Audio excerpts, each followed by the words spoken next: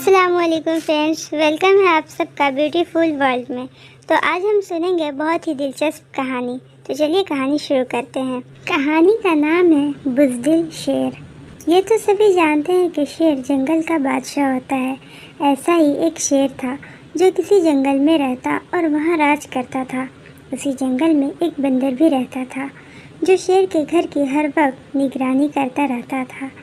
بہت دن تک ایک ہی جگہ رہتے رہتے شیر اکتا گیا، تو اس نے سوچا کہ چلو کچھ دن کہیں گھوم پھر آئیں۔ اس نے اپنے گھر کی دیکھ بھال بندر کو سونپی اور سیر سپاٹے کے لیے کہیں چلا گیا۔ ایک دو روز کے بعد ادھر سے ایک سیاہ گوش کا گزر ہوا۔ اس کے ساتھ اس کی بیوی بچے بھی تھے۔ سیاہ گوش کو شیر کا گھر بہت پسند آیا۔ اس نے خوش ہو کر اپنی بیوی سے کہا، ارے نیک بخت، دیکھ تو صحیح، ایسا سندر بن تو ہم نے پہلے کبھی دیکھا ہی نہیں تھا۔ یہ بات کہہ کر سیاہ گوش نے بیوی بچوں سمیت شیر کے گھر میں ڈیرا جما دیا۔ یہ دیکھ کر چوکیدار بندر نے کہا، اے سیاہ گوش، کیا تیری عقل ماری گئی ہے؟ دیکھتا نہیں یہ گھر جنگل راجا شیر کا ہے؟ فوراً یہاں سے چلتا بن، نہیں تو اے بے وقوف، تو خواہ مخواہ موت کے پنجے میں گرفتار ہو جائے گا۔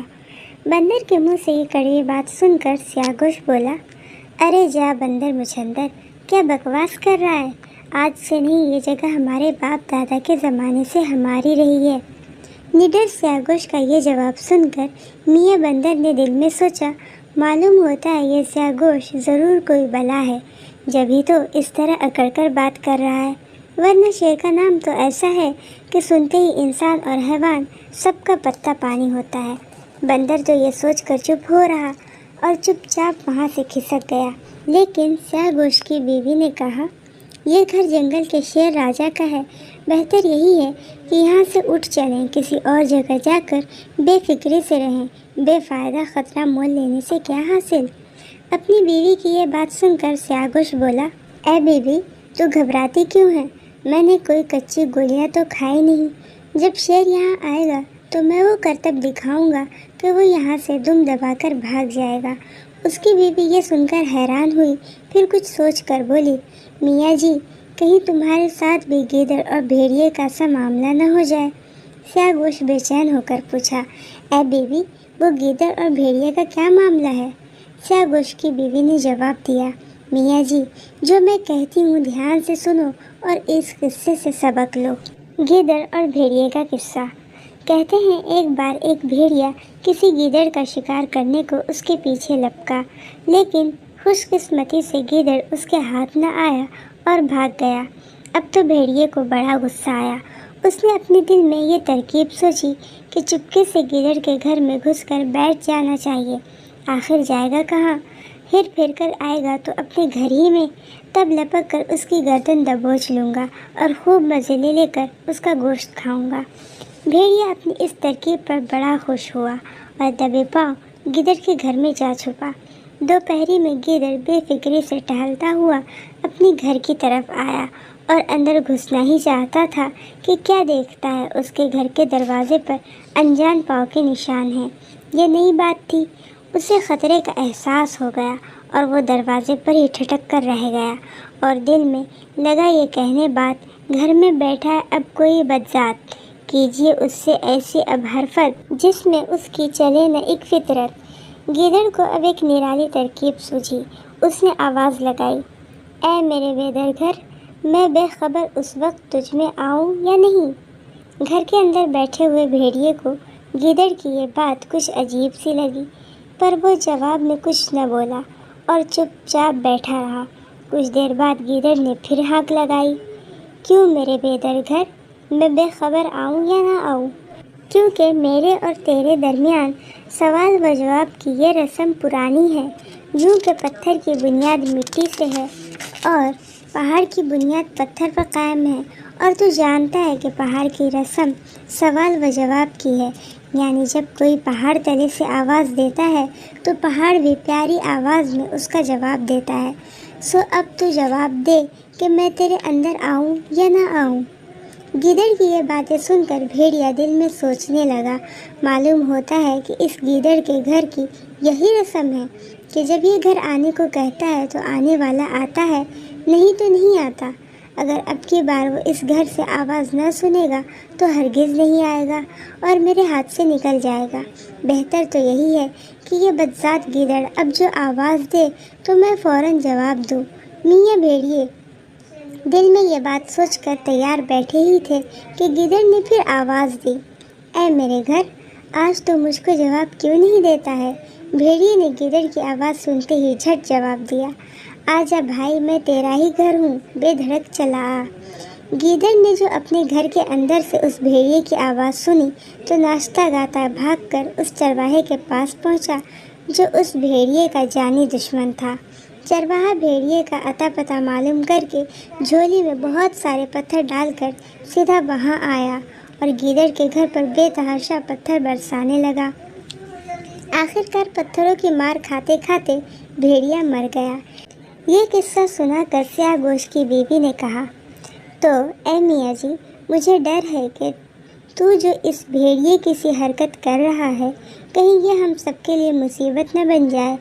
بیوی کی یہ بات سن کر سیاہ گوشت نے جواب دیا، اے نیک بخت، وہ بھیڑیا گدھا تھا، اس بے وقوف کی سمجھ میں اتنا بھی نہ آیا کہ مٹی کا گھر بھی کہیں بولتا ہے جو گدڑ کو جواب دیتا۔ سیدھی سی بات تھی کہ وہ جس طرح چپ چاپ بیٹھا تھا اسی طرح بیٹھا رہتا۔ گیدڑ دو چار بار اور آواز لگاتا، جب کچھ جواب نہ پاتا تو اس کے دل سے گھر کے سامنے پیروں کے نشان کا وہم نکل جاتا اور بے دھڑک اپنے گھر میں گھس جاتا۔ تب بھیڑیا اس کو پکڑ لیتا اور اس کی ہڈیاں چبا جاتا۔ ابھی سیاہ گوشت اور اس کی بیوی میں یہ باتیں ہو ہی رہی تھی کہ ایک طرف سے شیر کے دہاڑنے کی آواز آئی۔ دل دہلا دینے والی شیر کی آواز سن کر سیاہ گوشت کی بیوی نے کہا، میاں جی، اب بھی کچھ نہیں گیا ہے، اچھا ہے کہ فوراً یہاں سے بھاگ چلیں، مفت جان دینے سے کیا حاصل؟ اے نیک بخت، تو بالکل خوف نہ کھا، سیاہ گوشت نے دلاسا دیتے ہوئے جواب دیا، بس تو ایک کام کیجیے، جس وقت شیر کی آواز بالکل گھر کے پاس آئے تو ان بچوں کو رلا دینا، پھر آگے میں سمجھ لوں گا۔ پھر بیوی کے کان میں کچھ کہا۔ تھوڑی ہی دیر بعد شیر دہاڑتا ہوا اپنے گھر کے قریب آ پہنچا۔ سیاہ گوشت کی بیوی نے اپنے میاں کی بتلائی ہوئی ترکیب پر عمل کرتے ہوئے بچوں کو رلا دیا۔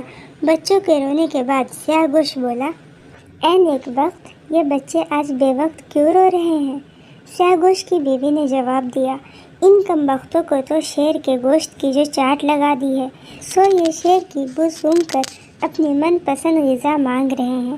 ویسے تو کل ہی تو ہاتھی گینڈوں کو شکار کر کے لایا تھا جن کا ڈھیر سارا گوشت گھر میں رکھا ہوا ہے، مگر شیر کا گوشت کھائے بغیر ان کی بھوک ہی نہیں مٹتی۔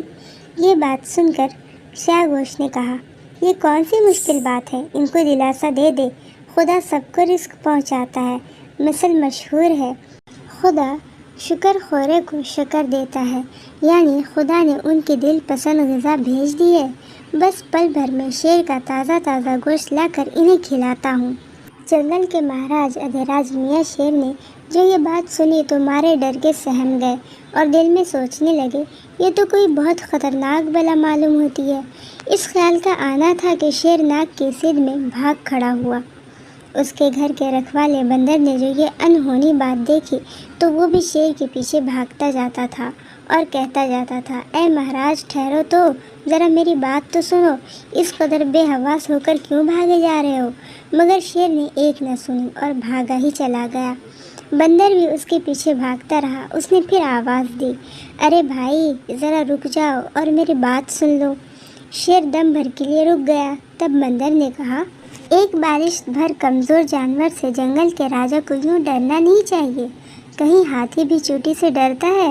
تم شیر ہو کر ایک کمزور سیاہ گوشت کے ڈر سے بھاگ رہے ہو۔ بندر کی یہ باتیں سن کر شیر کی کچھ ہمت بندھی اور وہ اپنے گھر کی طرف لوٹا۔ سیاہ گوشت نے جو دیکھا کہ دشمن نے پھر ادھر کو منہ پھیرا تو اپنی بیوی سے کہا، ذرا بچوں کو پھر اسی طرح رلا دینا، پھر دیکھ اللہ کی قدرت کا کیا تماشا نظر آتا ہے۔ سیاہ گوشت کی بیوی نے شیر کے نزدیک آتے ہی بچوں کو پھر رلا دیا۔ سیاہ گوشت نے بچوں کے رونے کی آواز سن کر کہا، اے بیوی، تو آخر بچوں کو تسلی کیوں نہیں دیتی؟ اتنا کیوں گھبراتے ہیں؟